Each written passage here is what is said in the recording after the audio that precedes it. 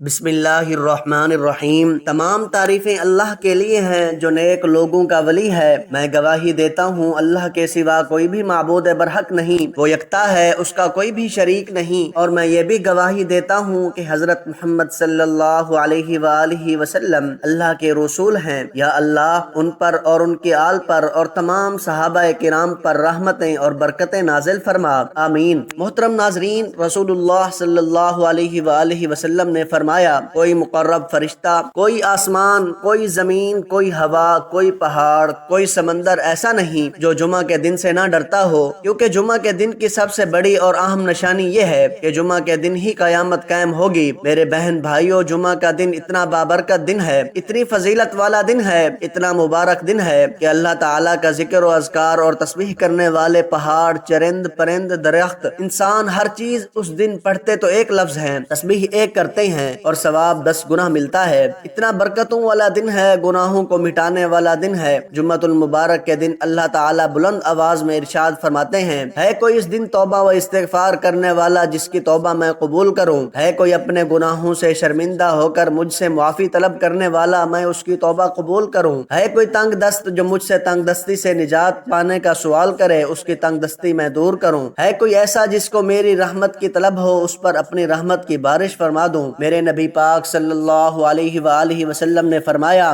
جو اچھے نیک کار انسان ہوں گے وہ جمعہ پڑھنے والے لوگ ہوں گے، ان کو اللہ تعالی جنت دے گا۔ ان میں سے بعض ایسے ہوں گے جن کے اندر کمیاں ہوں گی، کوتاہیاں رہ گئی ہوں گی، رب تعالی ان کے لیے جہنم کا فیصلہ کر دیں گے۔ حضرت محمد صلی اللہ علیہ وآلہ وسلم فرماتے ہیں، جو جنت میں جانے والے دوست تھے جب جنت میں جائیں گے تو عرض کریں گے، اے اللہ ہمارے ان دوستوں کو بلائیے جو ہمارے ساتھ جمعہ کی نمازیں پڑھتے تھے، ہمارے ساتھ روزہ رکھتے تھے، ہمارے ساتھ مسجد کو جاتے تھے۔ رب تعالیٰ کی بارگاہ سے حکم ہوگا کہ چونکہ انہوں نے غلطیاں کی، کوتاہیاں کی، ان کے لیے دوزخ کا فیصلہ کر دیا گیا، وہ تو جہنم میں چلے گئے۔ میرے نبی پاک صلی اللہ علیہ وسلم فرماتے ہیں، جمعہ پڑھنے والے لوگ اس طرح اللہ کی بارگاہ میں ناز سے جھگڑا کریں گے جیسے کوئی پیارا اپنے بڑے کی بارگاہ میں جھگڑا کرتا ہے۔ اتنا لاڈ، اتنا پیار، اتنا رحم، اتنی نوازش سے، کیوں؟ اس لیے کہ میرے بہن بھائیوں، وہ جمعہ کی نماز قضا نہیں کرتے تھے، وہ اللہ تعالیٰ کے محبوب بن چکے تھے۔ وہ کہیں گے، اے اللہ انہیں بلائیے، اے اللہ انہیں بلا، ہم دوستوں کے ساتھ جنت میں جائیں گے۔ میرے نبی پاک صلی اللہ علیہ وآلہ وسلم فرماتے ہیں، جمعۃ المبارک پڑھنے والے لوگوں کی فضیلت اور برکت سے جہنم میں جانے والے لوگوں کو اللہ پاک جنت میں داخل فرما دیں گے۔ پھر اللہ پاک فرمائیں گے، اے میرے ملائکہ، اے میرے فرشتوں، یہ میرے محبوب بندے بن چکے ہیں، میری اطاعت اور میرے نبی کی اطاعت کیا کرتے تھے، کیونکہ انہوں نے ہر جمعہ پڑھا ہے، ہر نماز ادا کی ہے، ان کی خواہش پوری کر دو،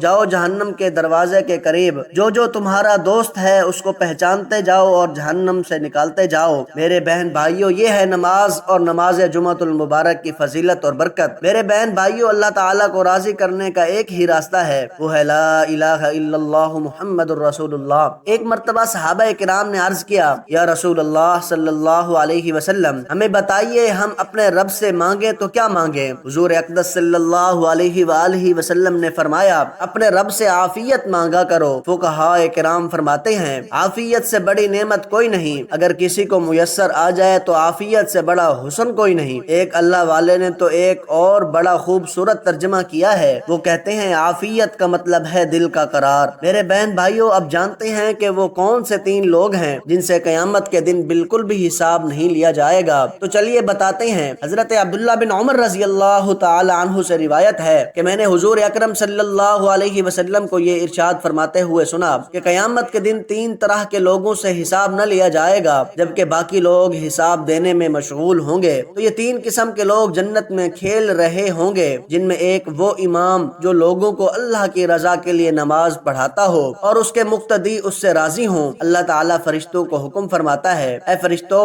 نماز کے امام کے لیے جس نے جمعۃ المبارک میں میری رضا کی خاطر دین اسلام کی پیروی کی، حق کی راہ بتائی اور مجھے کسی کے ساتھ شریک نہیں کیا، خود بھی اور اپنے مقتدیوں کو بھی میرے آگے جھکایا، اس لیے میں اس سے راضی ہوں، اس امام کو بغیر حساب و کتاب کے جنت میں داخل کر دوں گا اور فرشتے آپ کے حکم کی تعمیل کریں گے، اس امام کو جنت میں داخل کر دیں گے۔ نمبر 2 پر وہ مؤذن جو اللہ کی رضا کے لیے اذان دیتا ہو، ہر طرح کی سردیوں میں، تپ تپاتی گرمیوں میں گھر سے جا کر اللہ کا نام بلند کرتا ہو، لوگوں کو مسجد کی طرف بلاتا ہو، کہتا ہو اللہ ایک ہے، اس میں تمہاری بھلائی ہے، اسی میں تمہاری کامیابی ہے، اور نماز کی طرف اور کامیابی کی طرف آؤ، جس نے تمہیں پیدا کیا اسی کے پاس تمہیں لوٹ کر جانا ہے۔ اللہ تعالیٰ فرمائے گا اے فرشتو، اس مؤذن کو بغیر حساب و کتاب کے جنت میں داخل کر دو، اور فرشتے آپ کے حکم کی تعمیل کریں گے اور اس مؤذن کو جنت میں داخل کر دیں گے۔ اور نمبر 3 پر وہ شخص جو اپنے مالک اور اپنے ماتحتوں کے ساتھ اچھا اخلاق سے پیش آنے والا ہو۔ اللہ تعالیٰ فرمائیں گے جس کو میں نے کسی کا ماتحت بنایا اس نے میری رضا کی خاطر سر جھکائے رکھا، اس کے ہر حکم کی تعمیل کی، اس لیے میں اس انسان سے راضی ہوں کیونکہ میں نے اس کو تنگ دستی دی، اس نے شکر بجا